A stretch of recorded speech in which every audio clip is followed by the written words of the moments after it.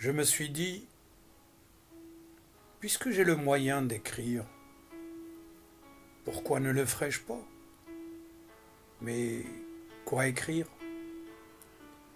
Pris entre quatre murailles de pierre nues et froides, sans liberté pour mes pas, sans horizon pour mes yeux, pour unique distraction machinalement occupé tout le jour à suivre la marche lente de ce carré blanchâtre que le Judas de ma porte découpe vis-à-vis sur le mur sombre. Et comme je le disais tout à l'heure, cela seul avec une idée de crime et de châtiment, de meurtre et de mort. Est-ce que je puis avoir quelque chose à dire, moi qui n'ai plus rien à faire dans ce monde? Et que trouverais-je dans ce cerveau flétri et vide qui vaille la peine d'être écrit? Pourquoi non? Si tout autour de moi est monotone et décoloré, n'y a-t-il pas en moi une tempête, une lutte, une tragédie? Cette idée fixe qui me possède ne se présente-t-elle pas à moi à chaque heure, à chaque instant, sous une nouvelle forme, toujours plus hideuse et plus ensanglantée à mesure que le terme approche? Pourquoi n'essaierai-je pas de me dire à moi-même tout ce que j'éprouve de violent et d'inconnu dans la situation abandonnée où me voilà? Certes, la matière est riche, et si abrégée que soit ma vie, il y aura bien encore dans les angoisses, dans les terreurs, dans les tortures qui la rempliront, de cette heure à la dernière, de quoi user cette plume et tarir cet encrier.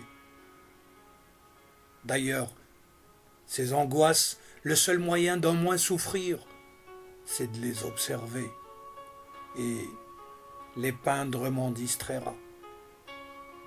Et puis, ce que j'écrirai ainsi ne sera peut-être pas inutile. Ce journal de mes souffrances, heure par heure, minute par minute, supplice par supplice, si j'ai la force de le mener jusqu'au moment où il me sera physiquement impossible de continuer. Cette histoire nécessairement inachevée, mais aussi complète que possible de mes sensations, ne portera-t-elle point avec elle un grand et profond enseignement? N'y aura-t-il pas dans ce procès-verbal de la pensée agonisante, dans cette progression toujours croissante de douleur, dans cette espèce d'autopsie intellectuelle d'un condamné, plus d'une leçon pour ceux qui condamnent? Peut-être cette lecture leur rendra-t-elle la main moins légère, quand il s'agira quelque autre fois de jeter une tête qui pense, une tête d'homme, dans ce qu'ils appellent la balance de la justice.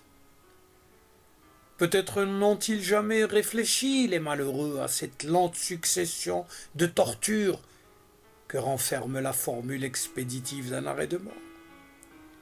Se sont-ils jamais seulement arrêtés à cette idée poignante que dans l'homme qu'ils retranchent, il y a une intelligence qui avait compté sur la vie, une âme qui ne s'est point disposée pour la mort? Non. Il ne voit dans tout cela que la chute verticale d'un couteau triangulaire, et pense sans doute que pour le condamné, il n'y a rien avant, rien après. Ces feuilles les détromperont. Publiées peut-être un jour, elles arrêteront quelques moments leur esprit sur les souffrances de l'esprit, car ce sont celles-là qu'ils ne soupçonnent pas. Ils sont triomphants de pouvoir tuer sans presque faire souffrir le corps. Et c'est bien de cela qu'il s'agit. Qu'est-ce que de la douleur physique près de la douleur morale? Horreur et pitié des lois faites ainsi. Un jour viendra, et peut-être ces mémoires, dernier confident d'un misérable, y auront-ils contribué?